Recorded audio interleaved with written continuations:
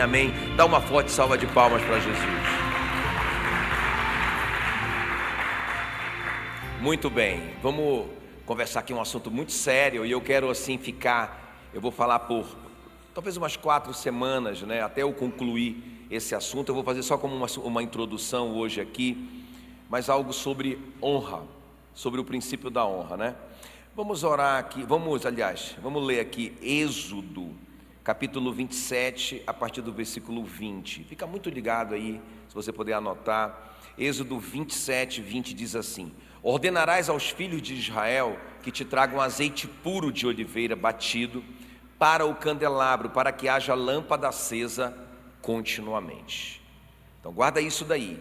Ordenarás, é uma ordem, é um mandamento, aos filhos de Israel que te tragam azeite puro de oliveira batido para o candelabro, para que haja lâmpada acesa continuamente. Diga assim: lâmpada acesa continuamente.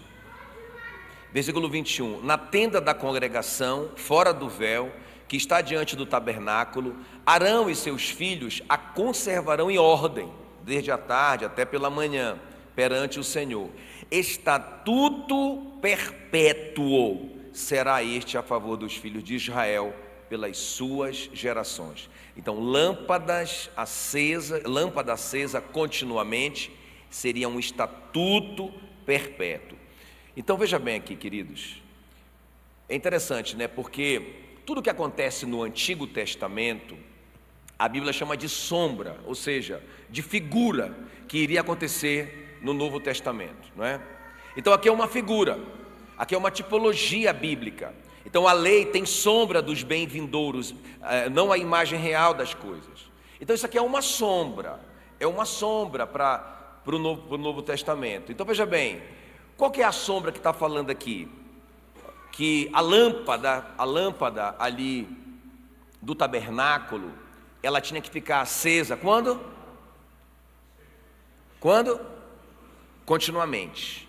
E de quem era a responsabilidade? De quem era a responsabilidade de manter a lâmpada acesa?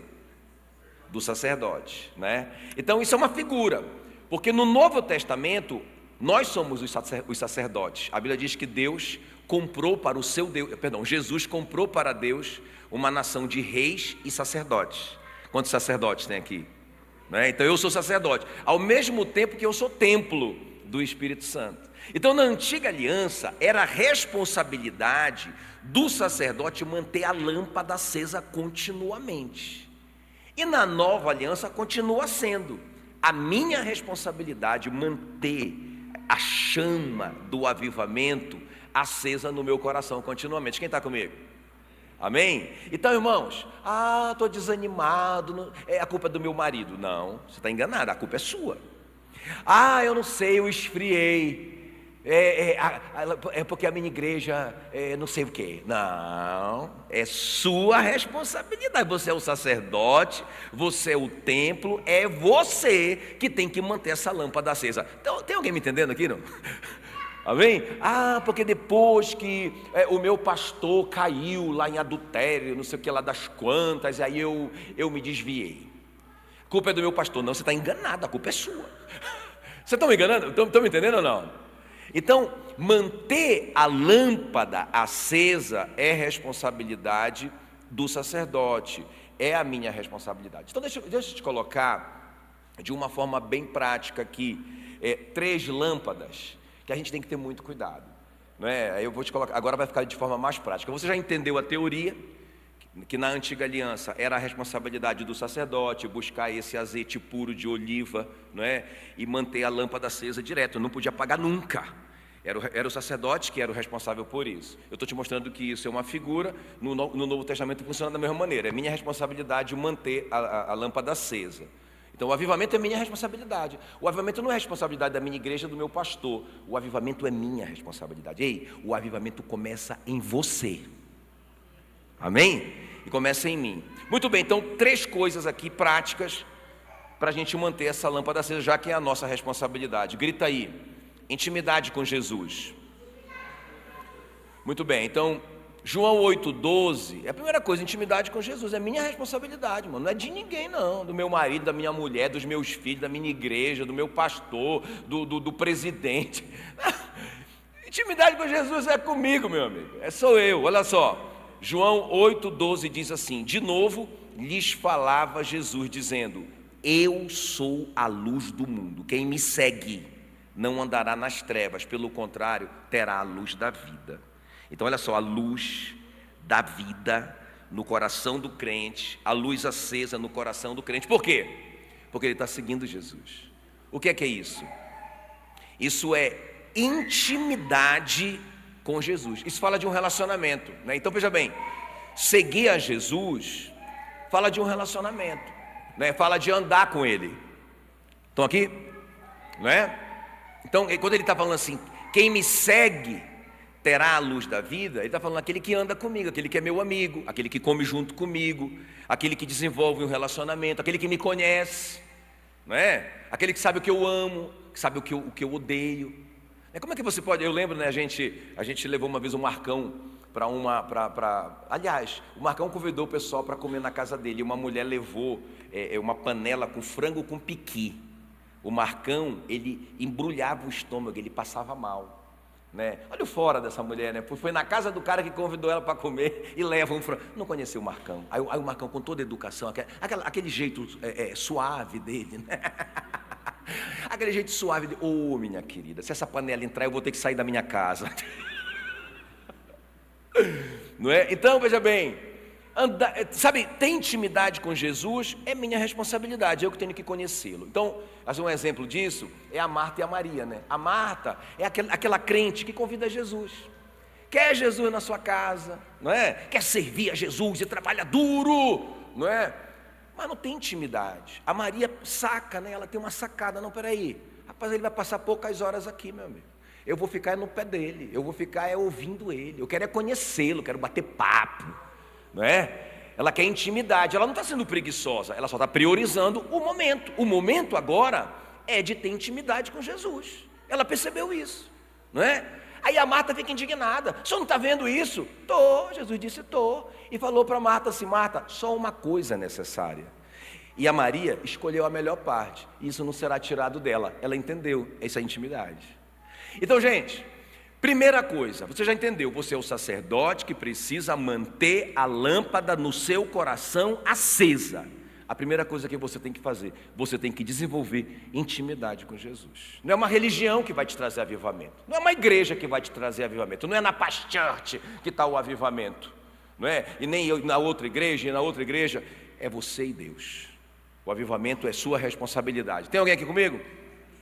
Tá bom, a primeira coisa então, intimidade com Jesus. A segunda coisa, grita aí comigo, relacionamento com a palavra. Eu falo um pouco sobre isso, né? Mas eu vou falar mais um pouquinho.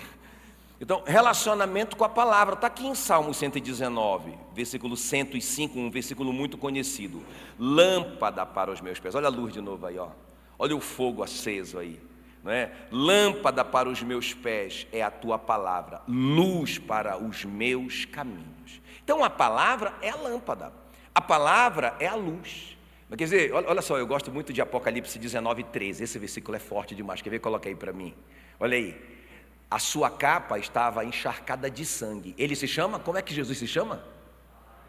A palavra de Deus. Então quando você se afasta da palavra de Deus, de quem que você se afasta? Então, se você não tem relacionamento com a sua Bíblia, você não tem relacionamento com Jesus. É simples assim. Não, eu amo Jesus, eu sou crente, eu vou para a igreja, é uma coisa mais linda. Como é que está a sua leitura bíblica? Não, a leitura bíblica está mais ou menos. Então está mais ou menos o seu relacionamento com Jesus.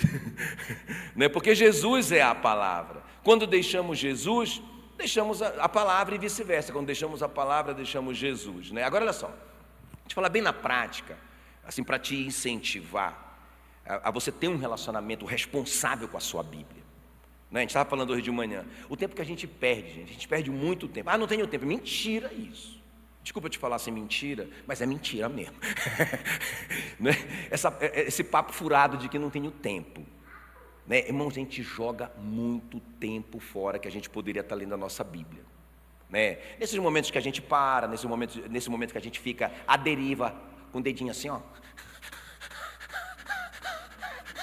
que nunca acaba, né? A gente poderia estar se edificando, lendo a Bíblia, conhecendo mais a palavra, estando mais perto de Jesus. Agora veja bem, deixa eu te incentivar então, te mostrar algumas coisas que acontecem quando a gente tem um relacionamento responsável com a palavra de Deus. Primeiramente, o próprio avivamento pessoal. Grita aí, avivamento pessoal.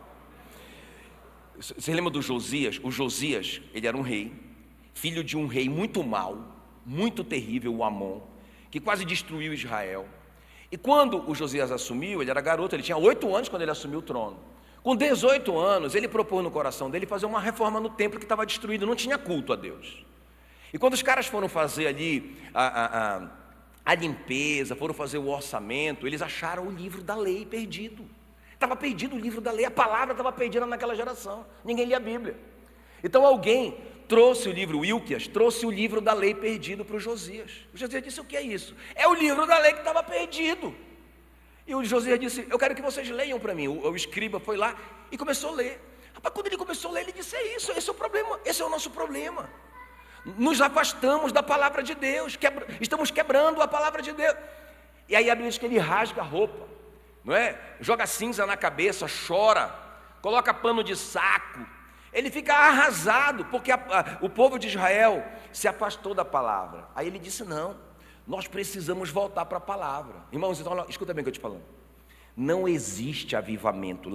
Eu quero que você guarde isso no seu coração. Não existe avivamento sem reabibliamento, não é? O maior avivamento da história de Israel se viveu nos dias de Josias, que foi o maior reabibliamento da história de Israel. O Josias, como rei, ordenou que todo mundo lesse a Bíblia. Ele ordenou os sacerdotes que fossem ensinando em cada beco de Israel a palavra de Deus. E aí houve o avivamento, né? Interessante que quando ele manda o sacerdote falar com a profetisa: olha, e agora que nós descobrimos que nós estávamos em pecado, nós descobrimos que nós nos afastamos da palavra de Deus, e agora? Aí ele mandou o Wilquias falar com a Hulda, a sacerdotisa, e a sacerdotisa mandou esse recado para ele. Eu esqueci de mandar para vocês aí, 2 Reis 22:18. Olha o que ela mandou dizer para o Josias: assim diz o Eterno sobre o livro que você leu, já que você levou a sério o que está escrito neste livro, e já que você se humilhou, arrependido, rasgando a própria roupa e chorando diante de mim, também eu vou levar você a sério. Irmão, quem leva a sério a palavra de Deus é levado a sério por Deus. Amém? Então a primeira coisa que acontece aqui, quando eu tenho um relacionamento responsável com a palavra de Deus, o que é? Não. Não, meu amor. Não, peraí, calma lá. Então eu estou falando que a responsabilidade do avivamento é pessoal, né? Então é do sacerdote. Tá, a primeira coisa é a intimidade com Jesus, conhecer Jesus, andar com Jesus, seguir Jesus. A segunda coisa é um relacionamento íntimo com a palavra. E eu estou falando de virtudes que a gente recebe quando a gente tem um relacionamento íntimo com a palavra. A primeira coisa é esse avivamento pessoal. Então, quando eu me relaciono com a palavra, eu esquento. Lembra dos discípulos na estrada de Emaús? Eles estavam desanimados porque Jesus morreu, não sei o quê, falando um monte de bobagem. Jesus aproxima deles e começa a falar a palavra.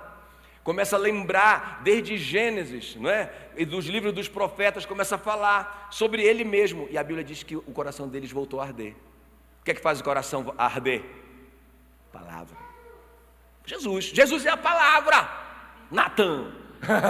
Muito bem, né? Tá, a segunda coisa que acontece quando a gente tem um relacionamento com a palavra é uma vida de oração vitoriosa. Diga aí, vida de oração vitoriosa. Provérbios 28:9 diz que o que desvia o ouvido de ouvir a palavra, até a sua oração é abominável. Então a nossa oração tem que ter base bíblica, não é? Jesus disse o seguinte: se vocês permanecerem nas minhas palavras, vocês pedirão o que quiserem e vos será feito. Olha, uau! 1 João 5:14. Esta é a confiança que nós temos para com Ele, que se pedirmos alguma coisa segundo a sua palavra, Ele nos ouve. Uau! Palavra, irmão, o segredo é a palavra. Outra coisa que acontece quando a gente tem um relacionamento íntimo com a palavra, né? Sério com a palavra, revelação do nosso propósito. Se eu te perguntar, o que é que você está fazendo aqui? Qual é o seu propósito na vida? Como que o João Batista descobriu dele? Perguntaram para ele: você é o Messias? Você está batizando, você é o Messias? Ele falou: não. Você é aquele profeta que Moisés disse que viria? Ele falou: não, não sou. Você é o Elias que reencarnou? Não.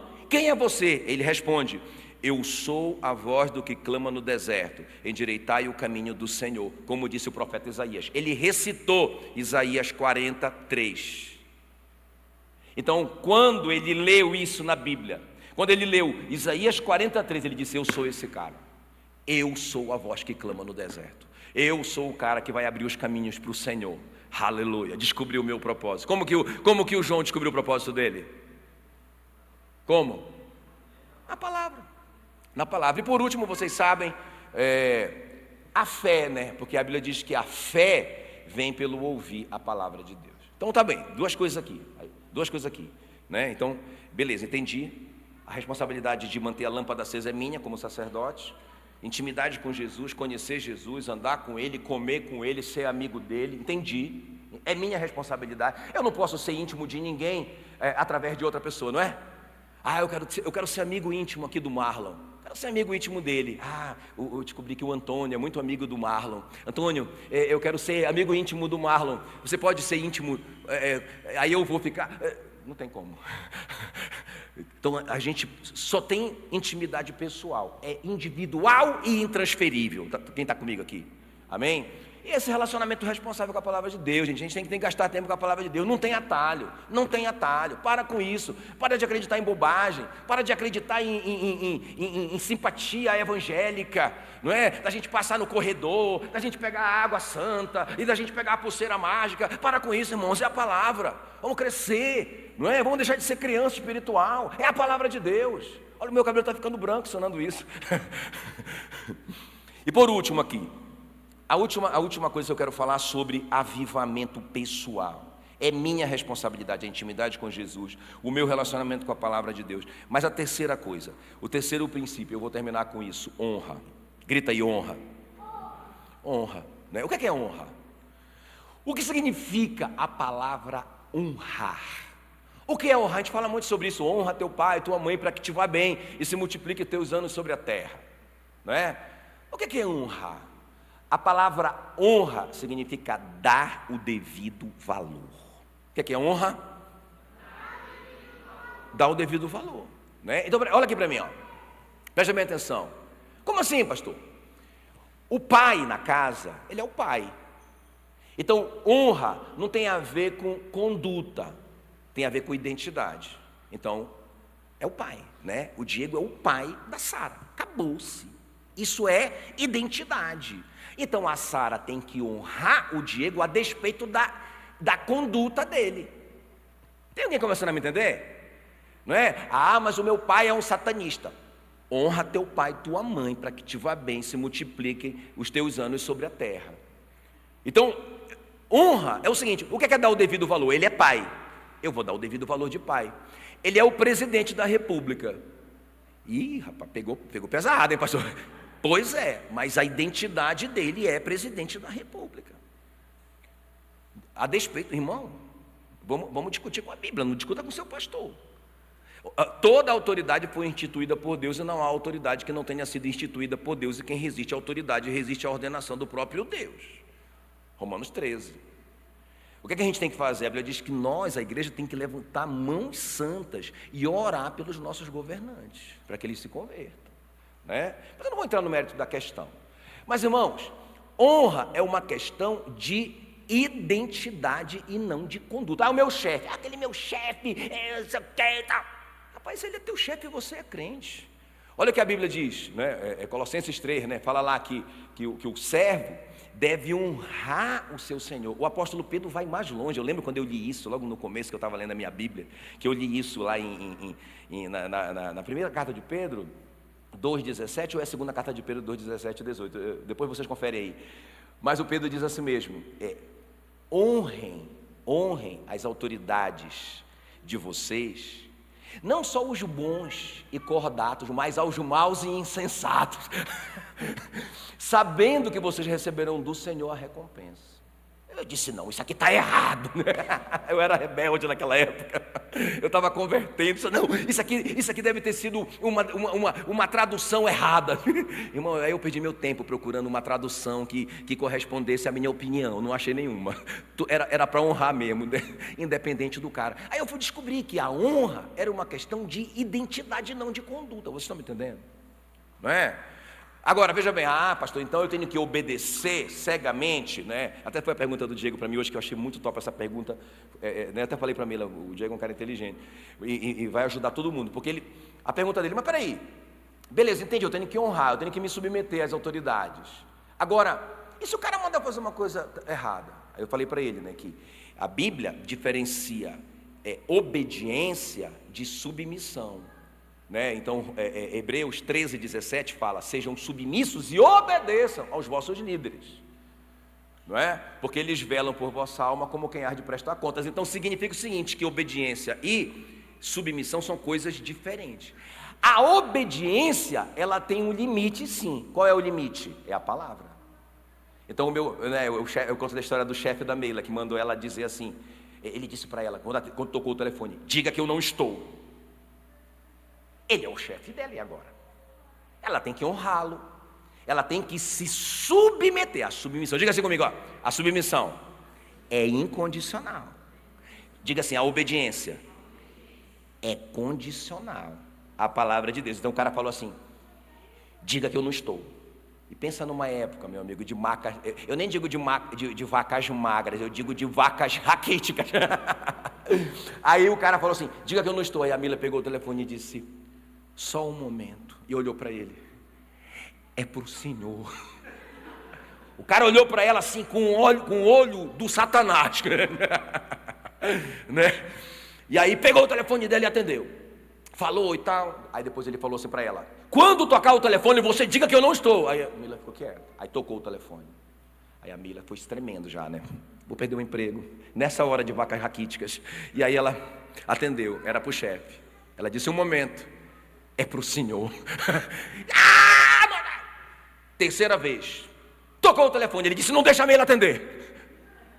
Mas quando a Meila foi sair para vir para o ministério, para o tempo integral, que ela foi pedir demissão, ele disse: não saia, eu preciso de alguém de confiança para assumir a diretoria financeira da empresa. Quem está comigo? Então, a submissão, o que é a submissão? É a atitude do coração. Não, o cara mandou fazer uma coisa errada, ela se submeteu, ela não foi rebelde. Eu não vou fazer porque eu sou crente, aleluia, né? E saiu falando mal para todo mundo do chefe. Não, ela foi submissa, mas ela não precisava obedecer, porque ele estava indo de encontro ao princípio da palavra de Deus. Tem alguém me entendendo aí? Grita aí comigo: honra. Então deixa eu só dar essa ilustração, que eu acho linda demais essa ilustração, quer ver? Para a gente terminar aqui. 2 Samuel 21:15. Quer ver? Bora ler? Tem aí esse texto? Tem? Ah, não, sério? Ô, Jackson! 2 Samuel 21:15, você consegue me acompanhar? Aí no celular? Porque é muito importante que vocês me acompanhem. Então fala assim, ó, 2 Samuel 21:15. De novo fizeram os filisteus guerra contra Israel. Desceu Davi com os seus homens e pelejaram contra os filisteus, ficando Davi muito fatigado. Então presta atenção, a gente conhece muita história do Davi. Eu penso que vocês nem conhecem essa história. Muita gente não conhece. Quando eu falo assim para as pessoas: vocês sabiam que o Davi perdeu uma batalha para um gigante filisteu? Os caras: não, onde é que está escrito isso? Está na Bíblia. O Davi venceu o gigante Golias e por causa disso ele foi honrado, e isso influenciou muito para ele assumir o trono de Israel. Ficou famoso em Israel. Mas ele perdeu uma batalha para um outro gigante chamado Isbenob. Vocês sabiam disso? Então olha só. Então Davi ficou muito fatigado. Versículo 16: Isbenob descendia dos gigantes, o peso do bronze da sua lança era de 300 siclos, estava cingido de uma armadura nova. Este intentou matar Davi, porém Abisai, filho de Zeruia, socorreu-o, escuta, socorreu o Davi, feriu o filisteu e matou o gigante. Agora olha aqui para mim. Então o Davi já está madurão, o faixa preta, o derrubador de gigantes. Ele foi derrubado pelo Isbenob, e o Isbenob ia matá-lo. E o Abisai entrou no meio da guerra, né? Defendeu o Davi, socorreu ele, matou o gigante. Pensa, vamos pensar assim, rapaz, lá atrás o Davi ficou famoso e virou rei porque ele matou um gigante. Agora o Abisai matou o gigante do rei, matou o gigante que ia matar o rei. Ele não merece ser o rei no lugar do Davi? Esse Davi que está velhinho já, que já não se garante com os gigantes dele, não deveria ser impeachmentado? Não é? Rapaz, vamos dar um impeachment para esse cara, porque esse cara não se garante mais. Queremos um pastor novo, não é? Queremos um líder novo, porque esse aqui não dá mais conta. Então, olha como que essa geração Davi lida com liderança.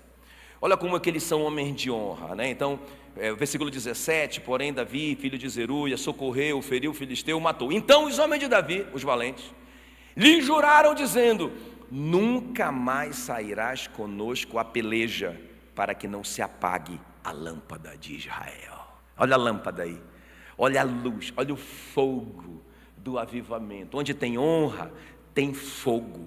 Onde tem honra, tem paixão. Então presta bem atenção aqui, ó. Essa geração chamou o Davi, e em vez de mandar o Davi embora, não é? Desqualificar o Davi e promover o Abisai, eles disseram: nós vamos lutar sua batalha. Olha aqui, isso é honra. A Bíblia diz assim, olha: aquele que cuida da figueira comerá do seu fruto, o que cuida do seu Senhor será honrado. Não é? Segundo Samuel 2,30 fala que, 1 Samuel 2,30 fala que aqueles que me honram, eu o honrarei. Como é que eu honro a Deus? É fácil, irmãos. Como é que eu amo a Deus? Já viu lá, 1 João 4,20? Aquele que diz amar a Deus e não ama o irmão a quem vê, é mentiroso. Porque quem não ama uma pessoa que vê, não pode amar um Deus a quem não vê. Isso vale para todos os princípios. Aquele que diz eu honro a Deus e não honra a sua autoridade delegada, não honra seus pais, não honra seus líderes, seus chefes, não vai honrar a Deus nunca. Então como é que eu honro a Deus? Através dos meus líderes, através das minhas autoridades constituídas. Irmão, esse assunto é igual falar sobre finanças na igreja. Por quê? Porque tem tanta coisa errada, que aí os pastores ficaram tímidos. Não, pastor, não fala, 3 minutos. O irmão falou 3 minutos e 20 segundos, rapaz, escandalizar a igreja. E a igreja começa a ficar miserável na terra. Não é? Não é assim que a gente faz, está errado. Se a Bíblia manda falar, se tem 2.350 versículos sobre finanças, sobre dinheiro e bens, e só tem 500 sobre fé, a gente tem que falar sobre dinheiro. E a mesma coisa é sobre honra, irmãos. A Bíblia é muito contundente a respeito desse assunto. Olha o que a Bíblia diz: aquele que despreza o seu pai e a sua mãe, os seus olhos, de novo a luz, de novo a lâmpada, serão comidos pelos pintos da águia. Vocês estão entendendo? Então, honra é uma coisa muito, muito, muito séria. Então deixa eu te falar uma coisa aqui. Eu lembro uma senhora falando comigo assim: o meu filho me deu um tapa na nossa igreja. O cara partiu para cima da mãe, deu um tapa nela, jogou ela no chão. Moleque de 15 anos. Pensa na vontade que eu fiquei assim, no espírito, de fazer um acerto com ele. Que eu sou... No espírito, claro, né? Eu ia dar uns cascudos assim, muito espirituais nele. Mas conversando com aquela senhora, e o histórico dela de se levantar com qualquer autoridade na vida dela, entende? De brigar com todo mundo, de falar mal de tudo quanto é autoridade, não sei o quê. Eu nem falei isso para ela, mas eu só entendi no meu coração: o homem só colhe o que ele plantar. Então, irmão, deixa eu te falar uma coisa aqui, para a gente fechar esse assunto. Fechar esse assunto não, a gente está começando, é a introdução, tá? Né? Então, a Bíblia diz que se o meu filho me honrar, se ele der o devido valor para mim, ele vai se dar bem na vida. Não é? Não está escrito lá? Efésios 6, 1 e 2, né? Ele vai se dar bem na vida e ele vai viver muito sobre a terra. Agora escuta. Eu posso ajudar meu filho. Eu quero que vocês escutem isso, não distraiam aqui. Presta atenção. Se o meu filho me honrar, se o meu filho entender esse valor e ele me der honra, ele nem está aqui para ele ouvir isso, para ele ouvir eu falar isso, eles não estão aqui. Mas graças a Deus, meus filhos são homens de honra, homem e mulher de honra, né? Mas tipo assim, se eles me derem honra, eles vão viver muito e vão viver bem, eles vão ser bem-sucedidos na vida, tá? A questão é que isso vai depender muito de mim, vai depender muito do meu modelo, não é? Então, quando eles me veem dando honra para os meus pais, quando eles me veem dando honra para os meus líderes, quando eles me veem dando honra para as minhas autoridades governamentais, ainda que elas não mereçam, quando eles me veem fazendo isso em casa, no secreto, quando ninguém está vendo, eles estão entendendo o princípio da honra. Aí eu vou colher neles. Se eu plantar honra sobre as minhas autoridades, eu, Jackson, plantar honra sobre as minhas autoridades, eu vou colher honra nos meus filhos. E se os meus filhos me honrarem, eles vão ser bem-sucedidos. Vocês estão me entendendo? Eles vão viver muito, eles vão dar certo na vida. Então passa muito por mim. Então naquele dia, conversando com aquela senhora, eu nem falei isso para ela porque ela estava sofrendo demais já. Ela já tinha pego a disciplina, né? Eu não precisava bater de novo na bichinha. Mas eu só entendi no meu coração, entendi. Ela só colheu a desonra que ela pratica com todas as autoridades dela. Entendi. Oh, meu Deus, me livra disso. Me livra disso. Quem está entendendo? Muito sério, né, irmãos? Esse assunto. Né? Por isso que a gente tem que ter muita liberdade. Eu quero dar muita liberdade para vocês, né? Para vocês falarem, não entendi isso, eu não concordo com isso, mas falem comigo. Porque você vê na Bíblia, o Noé fica nu. E a Bíblia fala, né, ali a palavra no hebraico sugere que ele estava numa situação sensual. Não sei o que esse cara estava fazendo ali, né? Mas ele, então o cão, né, também com esse nome, né, o cão, o cão foi lá e contou para os irmãos o erro do pai dele. Estava errado, ele tinha que ficar conivente com o pecado do pai dele, nunca. Mas o que ele tinha que fazer? Ele tinha que conversar com o cão. Se o teu irmão pecar contra ti, vai e argumenta entre tu e ele somente. Se ele se arrepender, ganhar-te o teu irmão. Se ele não se arrepender, leva uma testemunha. Se ele continuar sendo teimoso, leva o caso para a igreja. O cão já pulou todas as... e já contou para a igreja. Não é? Já contou para todo mundo o erro do líder. Quer dizer, foi um erro. O Noé pecou mesmo. No outro dia que o Noé acordou, né, do vinho dele, ele chamou os três e ele disse: maldito seja Canaã, que era o filho do cão. Maldito seja Canaã, seja ele escravo dos escravos dos seus irmãos. Olha a miséria que entrou na vida do cara pela desonra ao pai. E ele falou: bendito seja Sem, porque o Sem pegou um lençol e foi de costas e cobriu a nudez do pai dele. Quem é o Sem? É o antecessor de Cristo. Jesus vem da descendência de Sem. O Noé disse para ele: bendito seja Sem, sejam ampliadas as suas conquistas e as suas tendas, e Jafé, o seu irmão, more com ele. O cara foi abençoado, não porque ele foi conivente com o pecado do pai dele, não porque ele foi conivente com o erro da liderança, mas porque ele tratou da maneira correta. Ele tratou, ele foi lá com o lençol, cobriu. Com certeza depois eles tiveram um papo com Noé, não é? Um papo sério, um papo reto. Mas não precisa, irmãos, a gente ficar... a Bíblia diz: não falarás mal da autoridade do teu povo. Irmão, não fala mal. Não entra nessa conversa fiada. Não fala mal, sai fora daí.